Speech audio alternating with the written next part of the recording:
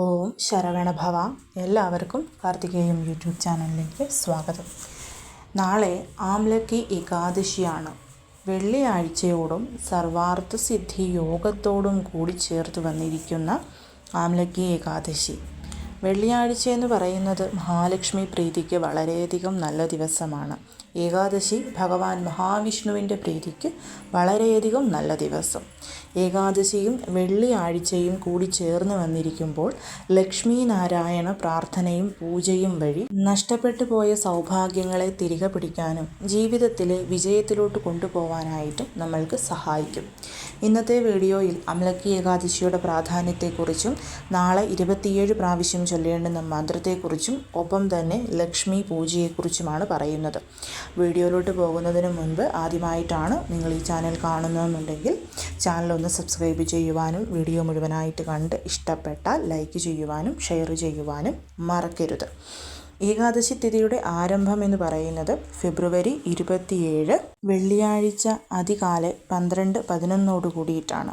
അവസാനിക്കുന്നതാണെങ്കിൽ വെള്ളിയാഴ്ച രാത്രി 10:39 അതുകൊണ്ട് തന്നെ ഏകാദശി വ്രതം എടുക്കുന്നവരൊക്കെ വെള്ളിയാഴ്ചയാണ് വ്രതം എടുക്കേണ്ടത്. വ്രതം എടുക്കേണ്ടുന്ന രീതിയെക്കുറിച്ചൊക്കെ ഒരുപാട് പ്രാവശ്യം നമ്മൾ പറഞ്ഞിട്ടുള്ളത് കൊണ്ട് എല്ലാവർക്കും അതറിയാമായിരിക്കും. ഏകാദശി വ്രതം എടുക്കുന്നവർ തലേദിവസമായ ഇന്ന് നോൺ വെജ് ഒഴിവാക്കണം. അതേപോലെ തന്നെ ഒരു നേരം മാത്രമേ അരിയാഹാരം കഴിക്കാവുള്ളൂ. നാളെ വെള്ളിയാഴ്ച സൂര്യോദയത്തിന് മുൻപുണർന്ന് കുളിച്ച് നെറ്റിയിൽ നമ്മൾ ചന്ദനം മഞ്ഞളൊക്കെ തൊട്ട് പൂജാമുറിയിൽ നെയ്യൊഴിച്ച് 5 തിരിയിട്ട് നിലവിളക്ക് കൊളുത്തി പ്രാർത്ഥിക്കണം. ലക്ഷ്മി ദേവിയുടെയും ഭഗവാൻ മഹാവിഷ്ണുവിൻ്റെയും വിഗ്രഹങ്ങളുള്ളവരാണെങ്കിൽ അഭിഷേകം ചെയ്യാൻ താല്പര്യമുള്ളവർ അഭിഷേകം ചെയ്യണം. ഫോട്ടോയാണെങ്കിൽ തുടച്ച് മഞ്ഞൾ കുങ്കുമം പൊട്ടൊക്കെ വെച്ച് ഭഗവാൻ മഹാവിഷ്ണുവിന് തുളസിമാലയും ലക്ഷ്മി ദേവിക്ക് നല്ല മണമുള്ള പൂക്കൾ പ്രത്യേകിച്ച് മുല്ലപ്പൂക്കളും താമരപ്പൂക്കളും ഒക്കെ സമർപ്പിച്ച് പ്രാർത്ഥിക്കുന്നതും വളരെ വളരെ ശ്രേഷ്ഠമായിട്ടുള്ള കാര്യമാണ്. ഇനി ഞാൻ ഈ പറയുന്ന മന്ത്രം നാളെ നിങ്ങൾക്ക് ഏതൊരു സമയത്ത് വേണമെങ്കിലും ചൊല്ലാവുന്നതാണ്. എന്നാൽ പോലും സന്ധ്യാസമയത്ത് ഇത് ചെയ്യുന്നതാണ് ഏറ്റവും ശ്രേഷ്ഠം. കാരണം ലക്ഷ്മി പൂജ നമ്മൾ വൈകിട്ട് ചെയ്യുന്നതാണ് നല്ലത്. ചന്ദ്രൻ്റെ നിലാവ് ആകാശത്ത് നിറഞ്ഞു നിൽക്കുന്ന സമയത്ത് നമ്മൾ ചെയ്യുന്ന ലക്ഷ്മി പൂജ വളരെ പെട്ടെന്ന് ഫലം തരുമെന്നാണ് പറയുന്നത്. അപ്പോൾ ആ കൂടെ തന്നെ ഭഗവാനെയും നമ്മൾ ഒന്നിച്ചു വെച്ച് പ്രാർത്ഥിക്കുമ്പോൾ ഒരേ സമയത്ത് 2 പേരുടെയും അനുഗ്രഹം നമുക്ക് ലഭിക്കും.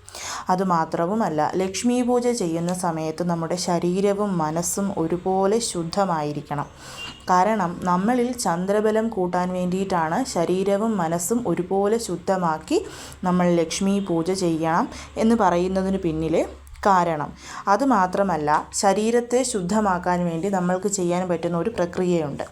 തൈരുണ്ടല്ലോ, തൈരെടുത്തിട്ട് നന്നായി ശരീരം മുഴുവൻ തേച്ച് പിടിപ്പിച്ച് കുളിച്ച് നമ്മൾ വന്ന് ലക്ഷ്മി പൂജ ചെയ്താൽ നമുക്ക് പൂർണ്ണ ഫലം ഉറപ്പാണ്. തൈര് തേച്ചതിന് ശേഷം നിങ്ങൾക്ക് ചെറുപയർ പൊടി തേക്കുകയോ സോപ്പിട്ട് കുളിക്കുകയോ ചെയ്യാം. പക്ഷേ തൈര് തേച്ചിട്ട് കുളിച്ച് ലക്ഷ്മി പൂജ ചെയ്താൽ നമ്മൾ എന്ത് പ്രാർത്ഥിച്ചാലും അത് വളരെ പെട്ടെന്ന് തന്നെ നമുക്ക് സാധിച്ചു കിട്ടും. നമ്മളിൽ ചന്ദ്രബലം കൂടുകയും ചെയ്യും.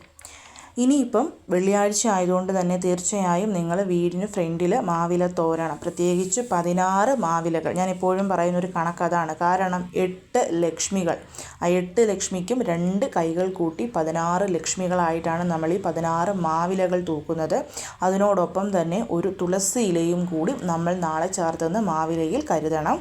ഒപ്പം തന്നെ നാളത്തെ ദിവസം വീടിന് ഫ്രണ്ടിലായിട്ട് നമ്മൾ മഞ്ഞൾ വെള്ളം തളിക്കാനും മറക്കരുത്. രാവിലെയോ വൈകിട്ടോ എപ്പോഴാണോ നിങ്ങൾ ഈ ഒരു പൂജ ചെയ്യുന്നത് അല്ലെങ്കിൽ ഞാൻ ഈ പറയുന്ന മന്ത്രം ചൊല്ലാൻ ഉദ്ദേശിക്കുന്നത് അതിന് മുൻപായിട്ട് വീടിന് ഫ്രണ്ടിൽ മഞ്ഞൾ വെള്ളം തളിക്കുകയും വേണം.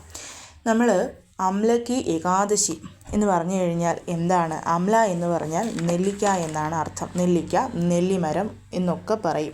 നമുക്കറിയാം, കുബേരന് തൻ്റെ അഹങ്കാരം കൊണ്ട് തൻ്റെ എല്ലാ സ്വത്തുവകകളും നഷ്ടപ്പെട്ട സമയത്ത് ഭഗവാൻ മഹാദേവനെ പ്രാർത്ഥിച്ച് പ്രീതിപ്പെടുത്തി മഹാദേവൻ പ്രത്യക്ഷപ്പെട്ട് നെല്ലിമരം കൊടുക്കുകയും അതിനെ പൂജിച്ച് അതിനെ നല്ല രീതിയിൽ വളർത്താനായിട്ട് പറയുകയും ചെയ്തു. അങ്ങനെ കുബേരൻ നല്ല രീതിയിൽ നെല്ലിമരത്തെ നോക്കി വളർത്തി ആ നെല്ലിമരം എത്ര നല്ല രീതിയിൽ തഴച്ചു വളരുന്നു അതിനനുസരിച്ച് ഭഗവാൻ കുബേരൻ്റെ ധനങ്ങളും ധാന്യങ്ങളും അതേപോലെ പെരുകുകയും ചെയ്യുന്നു എന്നുള്ളതാണ് കഥ.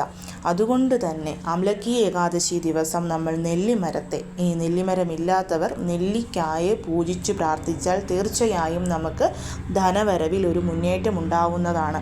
നിങ്ങളുടെ വീട്ടിൽ നെല്ലിമരമുണ്ടെങ്കിൽ നാളത്തെ ദിവസം നെല്ലിമരത്തിന് ചുവട്ടിൽ പോയി ജലമൊഴിച്ച് തൊഴുത് പ്രാർത്ഥിക്കുന്നത് വളരെ വളരെ നല്ല ഫലം നമുക്ക് തരുന്നതാണ്. ഇനി നെല്ലിമരം വീട്ടിലില്ലാത്തവർ ഒരു നെല്ലിക്ക വാങ്ങിച്ചു കൊണ്ടുവന്ന് പൂജാമുറിയിൽ കൊണ്ടുവച്ച് ആ നെല്ലിക്കായ്ക്ക് മഞ്ഞൾ കുങ്കുമം പൊട്ടുവെച്ച് ആ നെല്ലിക്കായ്ക്ക് മുൻപിലിരുന്ന് ഞാൻ ഈ പറയുന്ന മന്ത്രം 27 പ്രാവശ്യം ചൊല്ലിയാലും ഇതേ ഫലം കിട്ടും.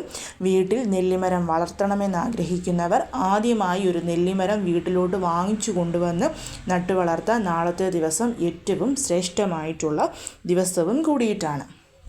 അപ്പോൾ നാളെ നമ്മൾ വൈകിട്ട് വീട്ടിൽ ചെയ്യേണ്ടുന്ന കാര്യമെന്ന് പറയുന്നത് 8 to 9 വരുന്ന ശുക്രഹോര സമയത്ത് ഒന്നിച്ച് ചെയ്യാം.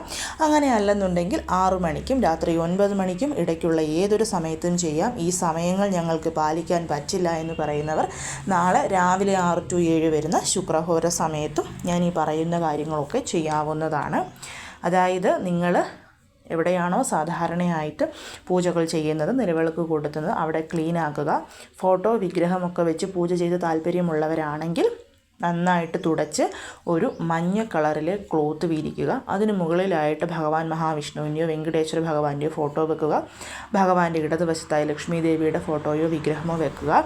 വെച്ചതിന് ശേഷം സാധാരണയായിട്ട് നമ്മൾ കൊളുത്തുന്ന വിളക്ക് എന്താണോ അത് കൊളുത്തുക. ചിലർ അഷ്ടലക്ഷ്മി വിളക്കായിരിക്കും, ചിലർ ചെറിയ ബ്രാസിൻ്റെ അല്ലെങ്കിൽ മൺവിളക്കായിരിക്കും. അതിനോടൊപ്പം തന്നെ ലക്ഷ്മി ദേവിക്ക് മുൻപിലായി 2, 3, 5, 7, 9 അങ്ങനെ 21 എണ്ണത്തിൽ നിങ്ങൾക്ക് എത്ര നെല്ലിക്ക കിട്ടുമോ ആ രീതിയിൽ നെല്ലിക്ക ദീപം കൊളുത്താവുന്നതാണ്.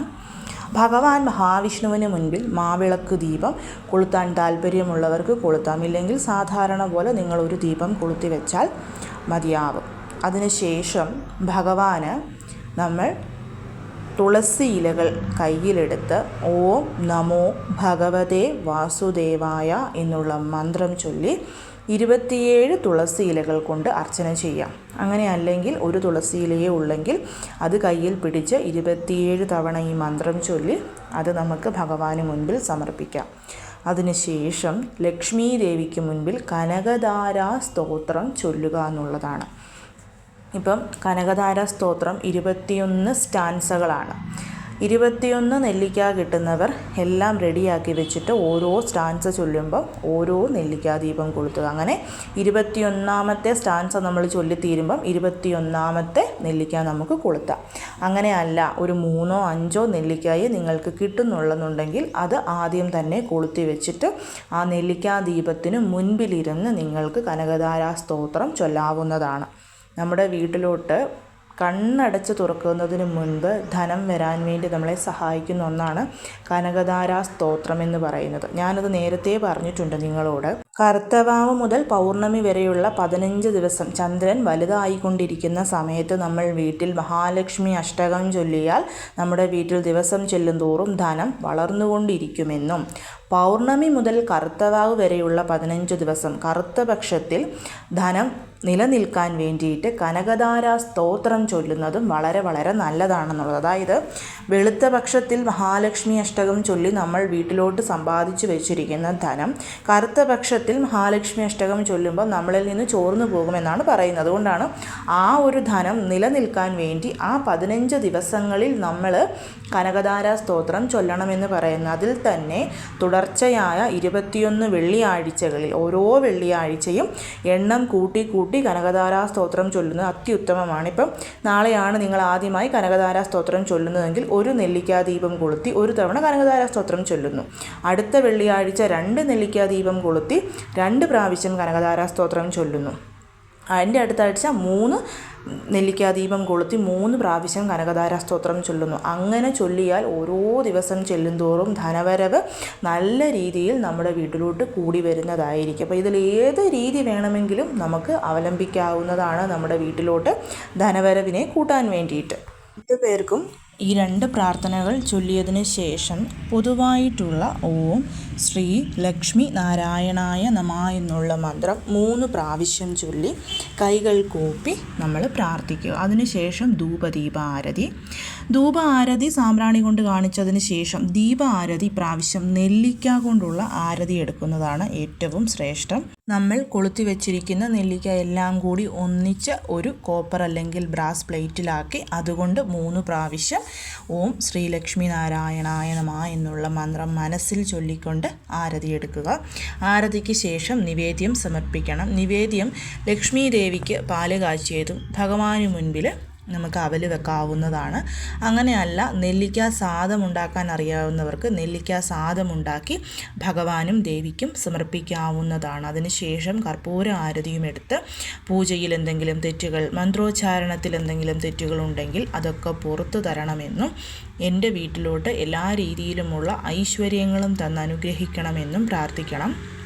നാളത്തെ ദിവസം ഗോപൂജ ചെയ്യുന്നത് ഏറ്റവും ശ്രേഷ്ഠമാണ്. ഏകാദശി തിഥി ആയതുകൊണ്ടാണ്. ഒന്നെങ്കിൽ നമ്മൾ പോകുന്ന ക്ഷേത്രത്തിൽ പൈക്കളുണ്ടെങ്കിൽ അതിന് നമ്മളെ കൊണ്ട് പറ്റുന്നത് പോലെയുള്ള എന്തെങ്കിലും അന്നം വാങ്ങിച്ചു കൊടുക്കാവുന്നതാണ്. അവയുടെ പിൻഭാഗത്ത് തൊട്ട് തൊഴാവുന്നതാണ്. അതേപോലെ ആർക്കെങ്കിലും അന്നദാനം ചെയ്യുന്നത് ഏറ്റവും ശ്രേഷ്ഠമായിട്ടുള്ള കാര്യമാണ്. ക്ഷേത്ര ദർശനം നടത്തുന്നവർ തീർച്ചയായിട്ടും ക്ഷേത്ര ദർശനം എല്ലാവരും ഏകാദശിയുടെ അന്ന് നടത്തണം. ആൽമരത്തിന് 7 പ്രാവശ്യം പ്രദക്ഷിണം ചെയ്യുന്നതും ഭഗവാന് മഞ്ഞപ്പെട്ട്, തൃക്കൈവെണ്ണ, നെയ്ദീപം, തുളസിമാല ഇവയൊക്കെ ക്ഷേത്രത്തിൽ സമർപ്പിക്കുന്നതും ഓം നമോ നാരായണായ എന്നുള്ള മന്ത്രം ക്ഷേത്രത്തിലിരുന്ന് 108 പ്രാവശ്യം ജപിക്കുന്നതും സർവ്വ ഐശ്വര്യങ്ങളും നമുക്ക് കൊണ്ടുതരുന്ന കാര്യം കൂടിയിട്ടാണ്. അതേപോലെ ഏകാദശി ദിവസമുള്ള തുളസി പൂജ, പ്രത്യേകിച്ച് വെള്ളിയാഴ്ചയോട് കൂടി വന്നിരിക്കുന്ന ഏകാദശി ആയതുകൊണ്ട് സൂര്യ ഉദയത്തിന് ശേഷം തുളസി ചുവട്ടിൽ നമ്മൾ ജലം സമർപ്പിക്കണം. എത്രമാത്രം ജലം എടുക്കുന്നുണ്ടോ 1 സ്പൂൺ പാലും കൂടി ഒഴിച്ച് ഓം നമോ ഭഗവതേ വാസുദേവായ എന്ന മന്ത്രം 11 പ്രാവശ്യം ചൊല്ലിക്കൊണ്ട് വേണം നമ്മൾ തുളസിക്ക് ആ ഒരു പാലും ജലവും ചേർന്ന് മിക്സ് ഒഴിക്കാൻ. അതിനുശേഷം സാമ്പ്രാണി കൊണ്ടും അതേപോലെ നെയ് ദീപം കൊണ്ടും ഒരു ആരതി എടുക്കുക. നമ്മൾ ആ സമയത്ത് ദീപം കൊളുത്തി വെക്കണമെന്നുള്ള നിർബന്ധമില്ല. വൈകിട്ട് സൂര്യൻ അസ്തമിച്ച ശേഷം ഒരു നെയ് ദീപം തുളസി ചുവട്ടിൽ കൊളുത്തി വെക്കണം. ആ സമയത്ത് നമ്മൾ ഓം നമോ ഭഗവതേ വാസുദേവായ എന്നുള്ള മന്ത്രം 11 പ്രാവശ്യം ചൊല്ലേണ്ടതാണ്. ഒപ്പം തന്നെ തുളസിക്ക് 3 പ്രാവശ്യം രാവിലെ പ്രദക്ഷിണം ചെയ്യുന്നത്, അതായത് നമ്മൾ ജലം സമർപ്പിച്ച ശേഷം പ്രദക്ഷിണം ചെയ്യുന്നതും നമുക്ക് ഐശ്വര്യങ്ങൾ കൊണ്ടുതരുന്നതാണ്. അപ്പോൾ ഈ കാര്യങ്ങളൊക്കെ ഏകാദശിയും അതേപോലെ വെള്ളിയാഴ്ചയും ഒന്ന് ചേർന്ന് വന്നിരിക്കുന്ന ദിവസം എല്ലാവരും ചെയ്യാനായിട്ട് ശ്രമിക്കണം. അതിൻ്റെ സത്ഫലങ്ങൾ എല്ലാവർക്കും ലഭിക്കുന്നതുമായിരിക്കും. എല്ലാവരെയും മുരുകൻ അനുഗ്രഹിക്കട്ടെ. ഓം ശരവണഭവ.